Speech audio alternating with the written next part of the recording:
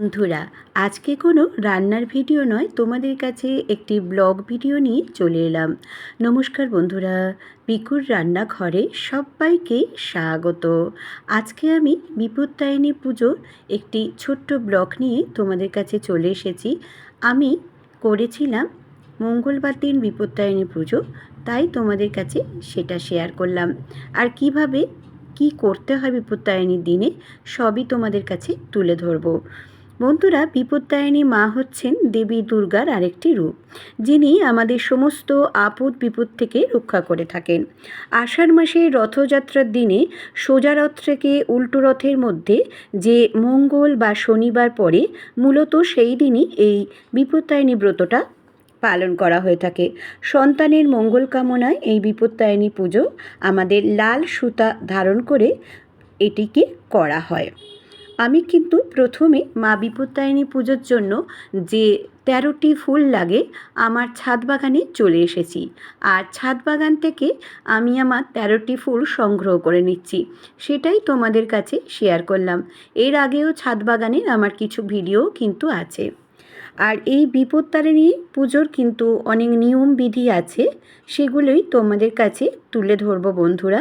সবটা দেখো, আশা করি তোমরা নিরাশ হবে না, খুবই ভালো লাগবে বিপত্তারিণী পুজো। কারা কারা তোমরা মা বিপত্তারিণীর পুজো করেছো আর কীরকমভাবে করো সেটাও কিন্তু আমাকে কমেন্টস করে জানিও। দেখো বন্ধুরা, কথা বলতে বলতে কিন্তু আমি সবকটি প্রায় ফুল তুলে ফেললাম। আর এই ব্লগ ভিডিওটা তোমাদের কাছে যদি ভালো লেগে থাকে তাহলে অবশ্যই সাবস্ক্রাইব, লাইক, শেয়ার করো।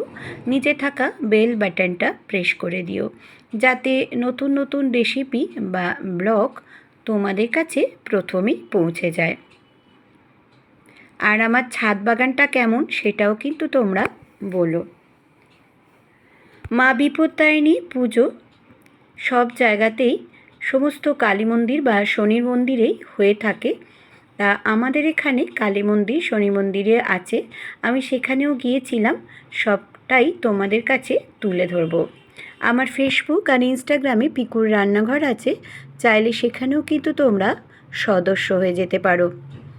মা বিপত্তারিণী পুজোর লাল ফুল, লাল শাড়ি এগুলি খুবই পছন্দ, তাই চেষ্টা করবে যেদিনকে বিপত্তারিণী পুজো ব্রত পালন করবে তোমরা লাল শাড়ি একটু পরার। আমিও পরেছি লাল পাড় সাদা শাড়ি, সেটাই তোমাদের কাছে দেখিয়ে দেব। আর এই পুজোর দিনে আমাদের পরিবারে কী কী নিয়মাবলী আছে সেটি তোমাদের কাছে আমি তুলে ধরব। দেখো বন্ধুরা, আমার গাছের ফুলগুলি কত সুন্দর হয়েছে, কিন্তু বর্ষাকালের একটুখানি বেশি বৃষ্টি হওয়াতে অনেক ফুলও কিন্তু আবার পচে যাচ্ছে, নষ্ট হয়ে যাচ্ছে। এই যে দেখো বন্ধুরা, আমি সমস্ত ফুলগুলিকে তুলে নিয়ে তোমাদের কাছে দেখিয়ে দিচ্ছি। এখানে দেখো বন্ধুরা, আমি এর সাথে নিয়ে নিয়েছি 13 রকমের ফল। আমি আর বলছি না কী কী ফল নিয়েছি, সেটা তোমরা দেখে নাও বন্ধুরা। আর আমি এর সাথে নিয়েছি একটি শাড়ি, আর 13 রকমের মিষ্টি এখানে রাখা আছে। শাড়ি, আলতা, সিঁদুর, কর্ণোয়া, যা যা মাকে দিতে হয় উপকরণ সেগুলি নিয়ে নিয়েছি। আর আমি লাল সুতাটা আমি মন্দির থেকে কিনে নেব, যেহেতু পরিবারে আমি একাই করি, আর আমার হাজব্যান্ড আর মেয়েকে শুধুই বিপত্তারিণী তাগাটা পরাই, আর যেটা মায়ের পুজোর হয় সেই তাগাটা আমি পরি। আর দেখো বন্ধুরা, আমি কিন্তু সমস্ত একটা বড় চুপড়ির মধ্যে নিয়ে নিয়েছি, আর এর মধ্যে ফুলটা রেখে দিয়েছি প্লাস্টিকের মধ্যে, নাহলে তো নষ্ট হয়ে যাবে। এবার আমি মিষ্টি আর আলতা সিঁদুর শাড়িটা নিয়ে নিলাম। দেখো বন্ধুরা, আমি কিন্তু তৈরিও হয়ে গেছি। দেখেছো, একটু লাল পাড় সায়া শাড়ি পরেছি, আমায় কেমন দেখতে লাগছে সেটাও তোমরা কমেন্টস করে বলো। প্রথমে আমি চলে গিয়েছিলাম মা কালী মায়ের মন্দিরে, আর কালী মায়ের মন্দিরে তখন পুরোহিত মশাই চলে গিয়েছিলেন গঙ্গাতে, যার ফলে অনেকটা দেরি হয়ে যাচ্ছিল। আমি আবার শনি মন্দিরে চলে গিয়েছিলাম। শনিবার বাবার মন্দিরে গিয়ে ওখানে গিয়ে খুব নিষ্ঠা সহকারে যত্ন করে আমাদের পুরোহিত মশাই পুজো করে দিয়েছিলেন। খুব ভালো লেগেছিল আমার। ওখানে কিন্তু আমি তাগা কিনে নিয়েছিলাম। এখানে দেখো দুজন ব্রত পালন করছেন মায়েরা, সেটাও দেখিয়ে দিলাম। আমাদের অনেকের করা হয়ে গেছে। আর পাশের মন্দিরে আমাদের ব্রতকথা শুনিয়ে তাগা পরিয়ে দিয়েছিল, সেটাও তোমাদের কাছে একটু শেয়ার করে দিলাম। আর এখানে আমরা ধূপ মোমবাতি যে দেখাই, সেই সবাই মায়েরা দেখাচ্ছে, সেটাও তোমাদেরকে একটু শেয়ার করলাম। আমার বাড়িতে এবারে চলে এসেছি, আর এসে এখানে দেখো বিভিন্ন রকমের সবজি আমি কেটে নিয়েছি। আমার বাড়িতে আমাকে 13 রকমের সবজি খেতে হবে ভাজা, তাই জন্য এখানে আলু ভাজা, পটল ভাজা, বেগুন ভাজা, কুমড়ো ভাজা, যা যা হয়, গাজর, আর আমি আর বলছি না, দেখে নাও বন্ধুরা। এর সাথে আলু চচ্চড়িও করব, বাটি চচ্চড়ি আর কি যেটা বলে, ওটাও কুটে নিয়েছি। এবার আমি, আর এই রান্নায় অবশ্যই কোনো রকম সর্ষের তেল ব্যবহার করা যায় না। এখানে শুধুমাত্র সাদা তেল আর সন্দক নুন দিয়েই রান্নাটি করতে হয়। কোনো কোনো পরিবারে আবার নুন খাওয়াও চলে না।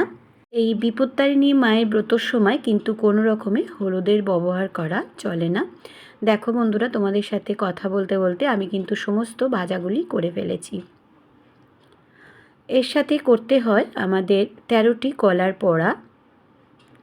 কলার বড়া মানে পাকা কলার বড়া করতে হবে, কাঁঠালি কলা বা যে কোনো কলা, কিন্তু কাঁচা কলা নয়। আর লুচি, আর আমি অলরেডি করে রেখেছি আরও কিছু লুচি ভাজছি। আর সুজির পায়েস করতে হয়, বা সুজিও এমনি করতে পারো তোমরা। আর তোমাদের ঘরে কে কীরকম খাওয়া হয় সেটাও আমাকে জানিও। এই যে লুচিগুলো করছি, তোমাদেরকে দেখিয়ে দিচ্ছি। নতুন বন্ধুদের স্বাগত আমার চ্যানেলে এসে। তারা যদি চ্যানেলটিকে সাবস্ক্রাইব করে দিয়ে যায়, আর সাবস্ক্রাইব কথাটাই বন্ধুরা লিখো না, তোমাদেরকে বারবার বলছি কিন্তু তোমরা কিছুতেই শুনছো না। অবশ্যই লিখো না। আর পুরনো বন্ধুদের অনেক অনেক ধন্যবাদ, ভালোবাসা, এতদিন তারা আমার সাথে থাকার জন্য। দেখো, আমাদের কিন্তু কলা পাতায় খেতে হয় বন্ধুরা। কলা পাতায় পাথর বাটি বা কাঁসারের জায়গায় খেতে হয়। তা আমি কলা পাতায় দেখো সমস্ত গুছিয়ে নিয়ে নিয়েছি, সেটা তোমাদেরকে দেখিয়ে দিলাম। আর নিয়ে নিয়েছি আলুর তরকারি, দেখে নাও বন্ধুরা। এই ছিল আমার বিপত্তারিণী মায়ের ব্রত। তোমরা কে কীরকমভাবে পালন করবে বলো। আর একবারই কিন্তু খেতে হয়, রাত্রিবেলা শুধু দুধ বা মিষ্টি খেয়ে কিন্তু শুতে হয়। সূর্য ডোবার আগে কিন্তু খেতে হয়, সূর্যাস্তের পর কিন্তু খাওয়া নিষেধ আছে। মা বিপত্তারিণী পুজোর এটাই নিয়মাবলী, তোমাদেরকে জানালাম। কেমন হলো ভিডিওটি বলো তোমরা, একটি করে লাইক করো। সবাই খুব খুব খুব ভালো থেকো, সুস্থ থেকো। আবারও আমি চলে আসবো নতুন নতুন রেসিপি বা ব্লগের সঙ্গে। এতক্ষণ আমার সঙ্গে থাকার জন্য ধন্যবাদ।